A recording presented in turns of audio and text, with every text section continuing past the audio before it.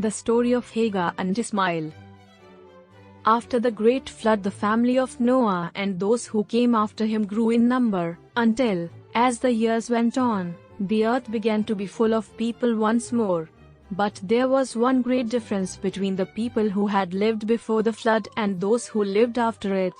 Before the flood, all the people stayed close together, so that very many lived in one land, and no one lived in other lands.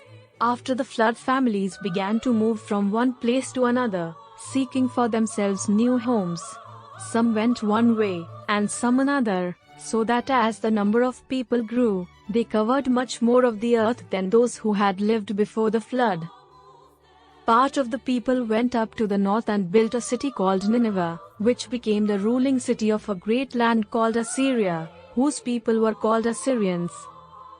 Another company went away to the west and settled by the great river Nile, and founded the land of Egypt, with its strange temples and pyramids, its sphinx and its monuments. Another company wandered northwest until they came to the shore of the great sea which they called the Mediterranean Sea. There they founded the cities of Sidon and Tyre, where the people were sailors, sailing to countries far away, and bringing home many things from other lands to sell to the people of Babylon, and Assyria, and Egypt, and other countries. Among the many cities which the people built were two called Sodom and Gomorrah. The people in these cities were very wicked and were nearly all destroyed. One good man named Lot and his family escaped. There was another good man named Abraham who did not live in these cities. He tried to do God's will and was promised a son to bring joy into his family. After Sodom and Gomorrah were destroyed, Abraham moved his tent and his camp away from that part of the land, and went to live near a place called Gerar, in the southwest, not far from the great sea. And there at last, the child whom God had promised to Abraham and Sarah, his wife, was born, when Abraham, his father, was a very old man. They named this child Isaac, as the angel had told them he should be named.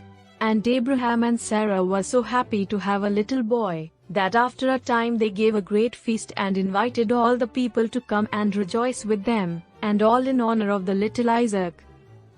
Now Sarah had a maid named Hagar, an Egyptian woman, who ran away from her mistress, and saw an angel by a well, and afterward came back to Sarah. She, too, had a child and his name was Ishmael. So now there were two boys in Abraham's tent, the older boy, Ishmael, the son of Hagar, and the younger boy, Isaac, the son of Abraham and Sarah. Ishmael did not like the little Isaac, and did not treat him kindly. This made his mother Sarah very angry, and she said to her husband, "I do not wish to have this boy Ishmael growing up with my son Isaac. Send away Hagar and her boy, for they are a trouble to me." And Abraham felt very sorry to have trouble come between Sarah and Hagar, and between Isaac and Ishmael, for Abraham was a kind and good man, and he was friendly to them all. But the Lord said to Abraham, "Do not be troubled about Ishmael and his mother. Do as Sarah has asked you to do, and send them away. It is best that Isaac should be left alone in your tent, for he is to receive everything that is yours. The Lord will take care of Ishmael, and will make a great people of his descendants, those who shall come from him." So the next morning Abraham sent Hagar and her boy away, expecting them to go back to the land of Egypt, from which Hagar had come. He gave them some food for the journey, and a bottle of water to drink by the way. The bottles in that country are not like ours, made of glass. They are made from the skin of a goat. One of these skin bottles Abraham filled with water and gave to Hagar. And Hagar went away from Abraham's tent, leading her little boy. But in some way she lost the road, and wandered over the desert, not knowing where she was, until all the water in the bottle was used up, and her poor boy in the hot sun and the burning sand had nothing to drink.